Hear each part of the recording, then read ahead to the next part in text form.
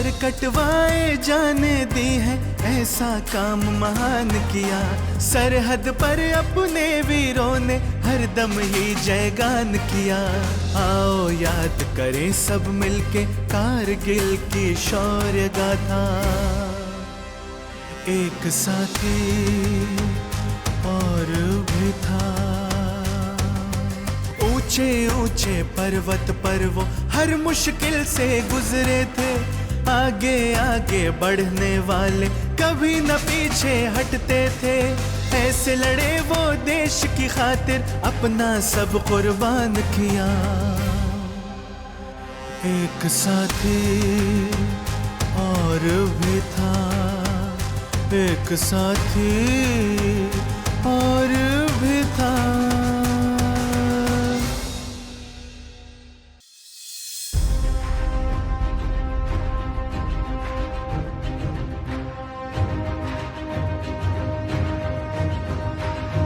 जय हिंद। नमस्कार, मैं श्रेयस तलपदे। कारगिल की शौर्य गाथा एक साथी और भी था इस शो में आप सभी का स्वागत करता हूं। भारतेंदु मिश्र जी का एक गीत है, मैं छोटा सा एक सिपाही, गिरते गिरते संभल गया हूं, मैं रफ्तीले पथ का राही, युद्ध भूमि है मेरी दुनिया, मैं छोटा सा एक सिपाही, एक अटल विश्वास सहारे जीवन पथ पर जूझ रहा हूं, जन्म मृत्यु की कठिन पहेली जैसे प्रतिपल बूझ रहा हूं, व्यवधानों के शैल काट कर राह बनाई है मनचाही, युद्ध भूमि है मेरी दुनिया, मैं छोटा सा एक सिपाही। व्यवधानों के पहाड़ काट कर दुश्मन की जमीन में राह बनाने वाला एक सिपाही, युद्ध भूमि ही उसकी दुनिया है। अगर दुश्मन को मार दिया तो जीत का सेहरा बंधेगा, अगर वीर गति पाई तो देश को उस पर नाज होगा। एक सिपाही के लिए देश सर्वोपरि है, इसी जज्बे के साथ उसे आगे बढ़ना है, न इससे कुछ अधिक न इससे कुछ कम। मैं फिर एक बार स्वागत करता हूं मेजर अखिल प्रताप का। आइए मेजर साहब। Welcome once again to the show sir, please take it. आपने भी देश की रक्षा के लिए अपने जीवन के कई अमूल्य साल दिए हैं। आपसे भी सुनेंगे आपके जीवन के कठिन अनुभव, लेकिन आज हम इनसे जानना चाहेंगे कारगिल युद्ध के आज के हीरो कैप्टन सचिन निंबाळकर के अजय पराक्रम के बारे में। लेकिन उससे पहले हम देखेंगे एक छोटी सी एवी।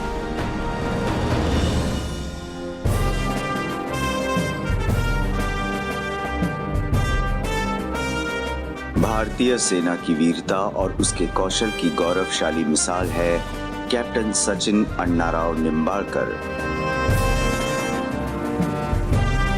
वीर चक्र से सुसज्जित भारत मां के सपूत कैप्टन सचिन अन्नाराव निंबाळकर के असाधारण वीरता को देश सलाम करता है।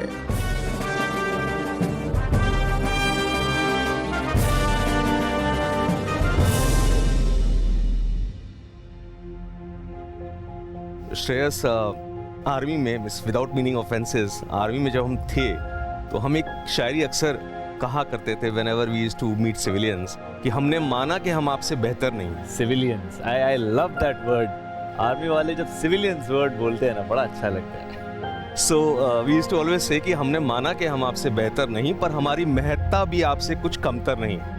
हम हिल पड़े तो गिर पड़ोगे ए गगनचुंबी कलश, नींव के पत्थर हैं हम, राह के पत्थर नहीं। अरे क्या बात है। कितने सैनिक होते हैं जो अपनी कहानी खुद सुनाते हैं। कारगिल के किस्सों में भारत के कई महारथी अपना किस्सा सुनाए बगैर चले गए, और उन किस्सों के हिस्सों में कुछ महारथी ऐसे भी थे जो 4 आक्रमण के बाद भी छाती चौड़ी करके लौटे, उसी छाती पे वीर चक्र पहनने।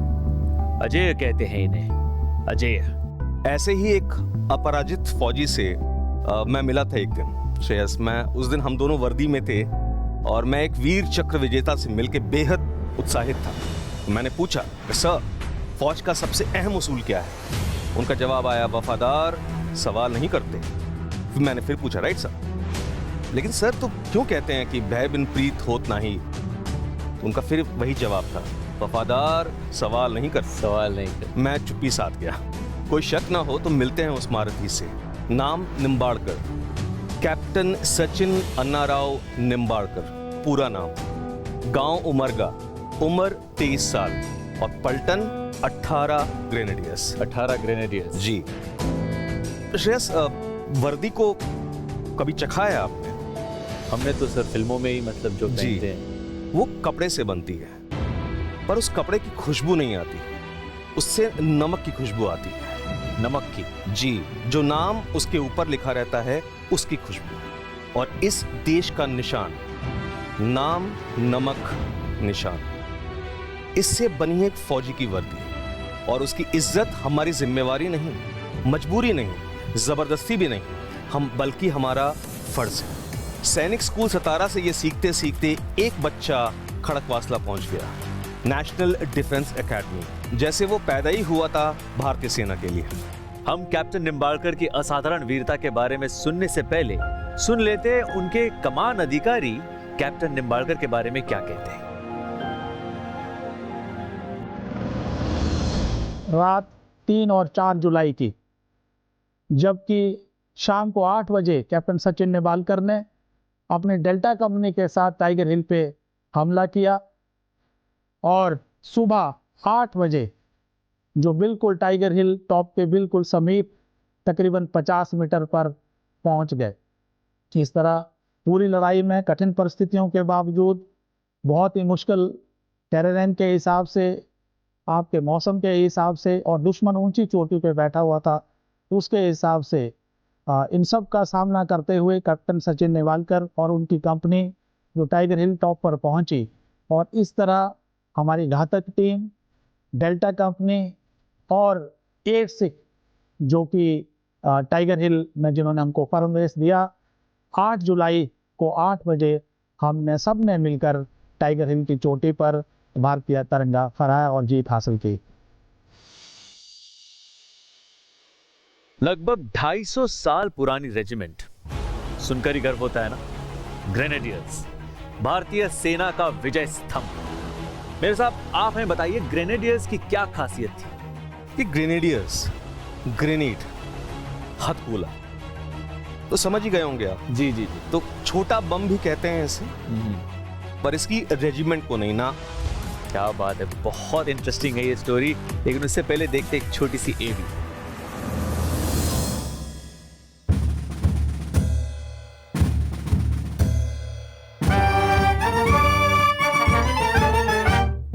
ग्रेनेडियर्स की जिंदगी बहादुरों की जिंदगी, के डर नहीं है मौत का है जान जाने की खुशी। ग्रेनेडियर्स की जिंदगी बहादुरों की जिंदगी, के डर नहीं है मौत का है जान जाने की खुशी। ग्रेनेडियर्स की जिंदगी।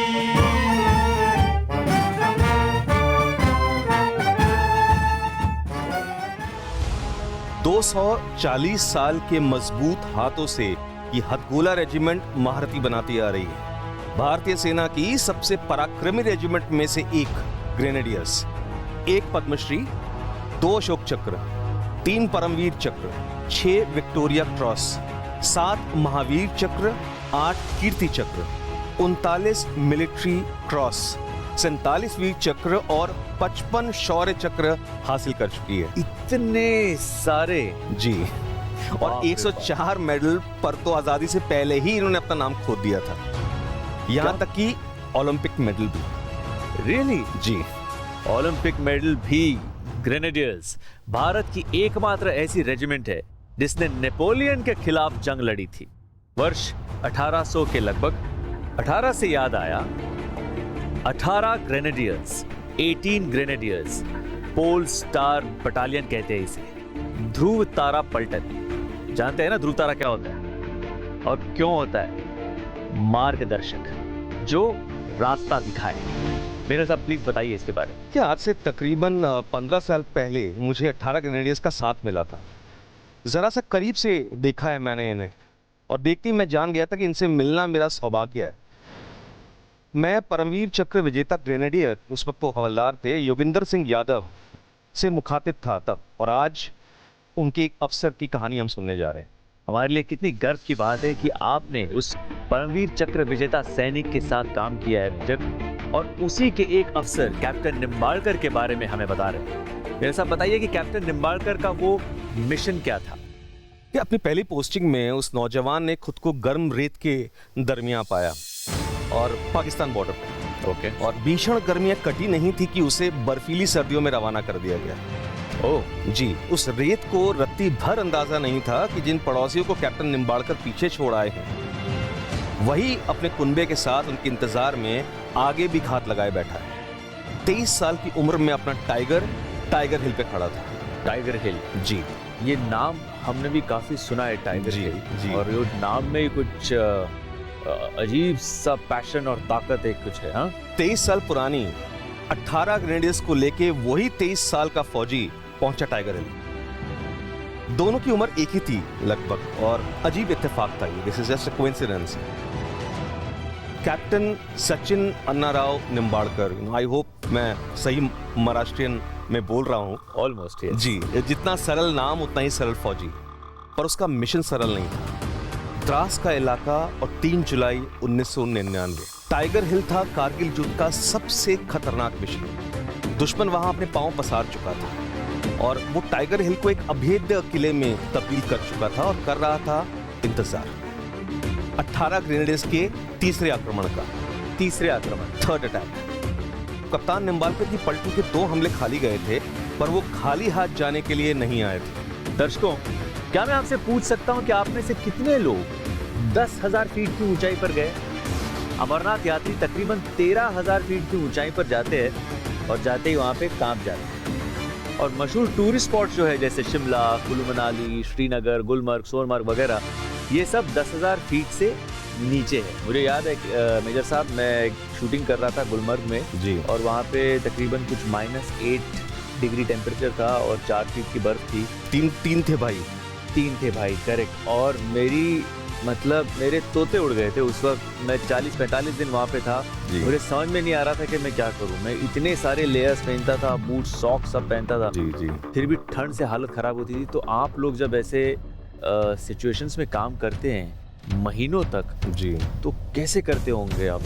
Is the spirit of the man behind the gun.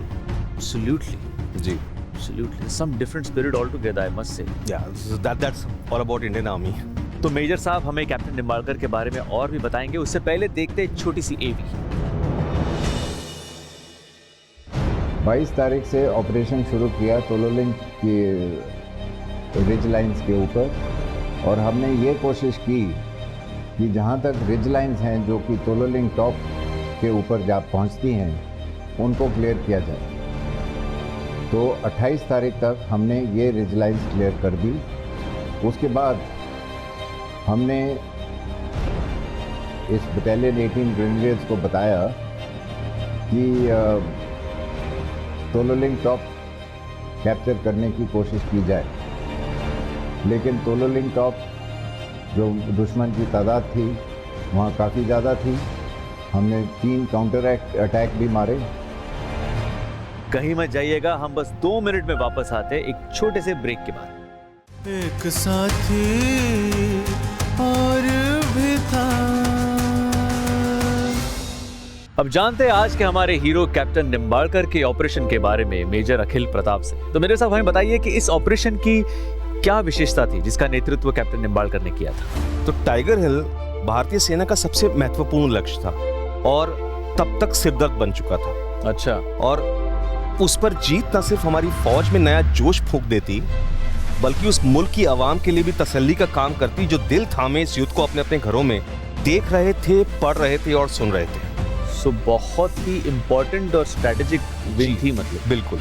और अब सोचिए, पहाड़, 16,500 फीट की ऊंचाई, खड़ी चढ़ाई, घुप अंधेरा, गहरा कोहरा और तापमान -5 से -11 के बीच, न कंबल न रजाई, 25 किलो बदन पर लदा, 3 दिन का खाना ले लो या उसके बदले गोलियां रख लो। ऊपर से तेजी से गिरती छोटी चट्टानें, दुश्मन, बारिश, बर्फबारी और गोलीबारी। ऊपर से गिरती छोटी चट्टानें। जी जी। बाप रे।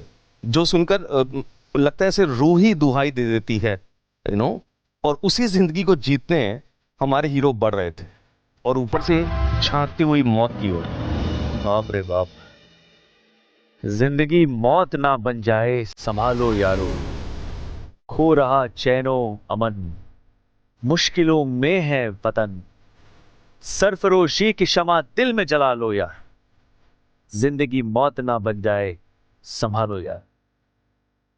मेजर अखिल प्रताप, मैं बताइए कि सरफरोशी की शमा जलाकर कैप्टन निंबाळकर ने सामरिक महत्व की वो पोस्ट दुश्मनों से कैसे हासिल की? अपने जवानों समेत कैप्टन निंबाळकर इन सबसे अनजान दुश्मन के हमलों के बीच 12 घंटों से लगातार बढ़ रहे थे। 12 घंटों से, सुना आपने, 12 घंटे इन हालात। और बढ़ते बढ़ते 400 मीटर की तकरीबन दूरी रह गई होगी मछली की आंख से कि तभी कोहरा छंटा। दुश्मन को वो साफ नजर आने लगे। दुश्मन ने ललकारा, बोला दम है तो ऊपर आके अपने साथियों की लाशें ले जाओ। आपको पता है क्या जवाब दिया कैप्टन निंबाळकर ने? क्या जवाब? उन्होंने 2 टूक जवाब दिया कि मैं अपने साथियों की नहीं, तुम्हारी लाशें लेने आया हूं। ये जवाब दिया जी, वहां पर। और बुर्राए हुए दुश्मन ने बेतहाशा गोलीबारी शुरू की और हमारे 2 जवान और देश को प्यारे हो गए। उनको देखकर अपनी जान से बेपरवाह, ही जस्ट लॉस्ट इट, और कप्तान ने अपने जवानों को दुश्मन को घेर लेने का हुक्म दिया और खुद उनके भागने के रास्ते को रोककर हमला बोल दिया, ये जानते हुए कि ये लिटरली सुसाइड मिशन है, एक आत्महत्या के बराबर। बिल्कुल। 4 जुलाई तकरीबन 4 बजे की बात है, सुबह की। ग्रेनेड्स की गूंज उठी। दुश्मन उनको अपने सामने पाकर भौचक्का रह गया। They didn't expect him to come। और सर्वदा शक्तिशाली की गर्जना अपने जवानों के साथ कैप्टन निंबाळकर कहर बन के बरसे। वाव। फायरिंग नहीं, गुत्थम गुत्था हुई, hand to hand combat. Hand to hand combat. जी, गोलियां नहीं चली, संगीनें चली, बेयोनेट, जैसे वो तड़पा तड़पा के मारना चाहते थे दुश्मन को। और एक जगह नहीं छोड़ी उन्होंने उनके भागने की, दे कंप्लीटली ट्रैप्ड द एनिमी। और 12 लाश में तब्दील कर दिए गए और तमाम गोला बारूद कब्जे में ले लिया गया। उस टाइगर हिल पर तिरंगा लहरा रहा था। क्या बात है जी, क्या बात है। फाइनली जो इतना इंपॉर्टेंट स्ट्रेटेजिक वो पोस्ट थी जी, वो हमारे कब्जे में वापस आ गई। अमेजिंग, क्या बात है। बहुत ही गर्व हो रहा है देश के जवानों की वीरता भरी कहानियां सुनकर। यहाँ पर हम देखेंगे एक छोटी सी एवी इसी सिलसिले में। और जिस तरीके से एक सोल्जर से हम एक टफनेस एक्सपेक्ट करते हैं, उसी तरीके की बहुत ज़रूरी तौर की सॉफ्टनेस की ज़रूरत है जब हम ऐसे उनके मानसिक और फिज़िकल इश्यूज से हम डील करते हैं, और जब एक फ्लैश एंड ब्लड से हम डील करते हैं, क्योंकि हम मशीन्स और रोबोट्स से नहीं डील कर रहे हैं, हम ह्यूमन बींग से डील कर रहे हैं। उसमें एक सोसाइटी का भी बहुत बड़ा योगदान है। वो इस तरीके का योगदान है कि हमने सिविल एडमिनिस्ट्रेशन कई बारी जो प्रॉब्लम्स होती हैं सोल्जर्स की, उनसे थोड़ी सी इनसेंसिटिव हो जाती हैं। उनकी गलती नहीं है, प्रेशर इतना ज़्यादा होता है, लेकिन सोल्जर जो है वो ज़्यादा टाइम अपने फैमिली से और अपनी प्रॉब्लम से दूर रहता है, मिलिट्री सर्विस पे होता है। और पीछे से जो भी प्रॉब्लम्स आती हैं, वो एक सोसाइटी का और एक जनरल एडमिनिस्ट्रेशन का काम है उन चीज़ों का ध्यान रखना, क्योंकि वो आके पूरे 100% तरीके से उन चीज़ों का वो ध्यान नहीं रख सकता। तो जहाँ जहाँ पर हमें एक मेंबर्स ऑफ सोसाइटी हमें महसूस हो कि हम किसी सोल्जर की मदद कर सकते हैं या उसकी एडमिनिस्ट्रेटिव इशू से डील कर सकते हैं, हमें हमारी रिस्पॉन्सिबिलिटी है हम इस चीज़ के ऊपर गौर करें और मदद पूरी करने की कोशिश करें। हम बस लौटेंगे थोड़ी देर में, कहीं मत जाइएगा। लेते एक छोटा सा ब्रेक। एक साथी और भी था।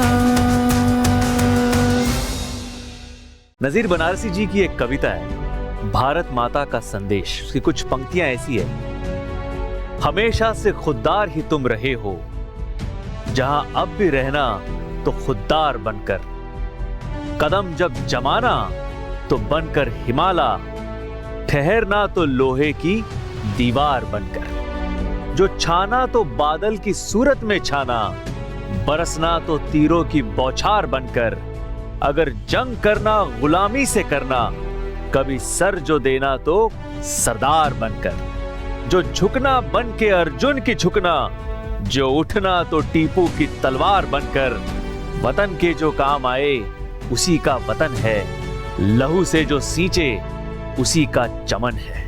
क्या बात है। कैप्टन निंबाळकर ने अपने अद्भुत पराक्रम से वतन की लाज रख ली। सेना की जीत दर्ज हुई। कारगिल के इतिहास में टाइगर हिल की वह विजय हमेशा के लिए दर्ज हो गई। मेजर साहब, उस पोस्ट को हासिल करने के बाद भारतीय सेना ने क्या एक्शन लिया? तिरंगे को सैल्यूट कर हमारे कप्तान निढाल हो गए।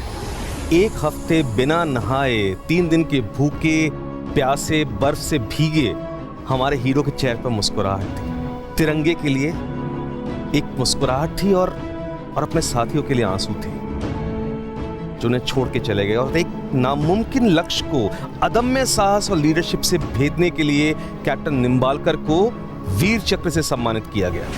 क्या बात है। 18 ग्रेनेड्स के तकरीबन 150 सैनिक वीरगति को प्राप्त हुए थे या बेहद जख्मी वापस आए। क्या हम इस भारत को समझ सकते हैं? अगर समझ सकते हैं तो याद रहे, कैप्टन निंबाळकर हैं, इसीलिए हम हैं। अगर समझ सकते हैं तो याद रहे, एक साथी और भी था। धन्यवाद मेजर अखिल प्रताप। कैप्टन निंबाळकर के पराक्रम से न सिर्फ टाइगर हिल की जीत का सेहरा उनके सिर पर बंधा, बल्कि कारगिल की लड़ाई भी निर्णायक स्थिति में पहुंच गई। इसके बाद पाकिस्तानी सेना के पांव उखड़ गए। हम कैप्टन सचिन निंबाळकर के अतुलनीय शौर्य को दिल से सैल्यूट करते हैं। आइए मेजर।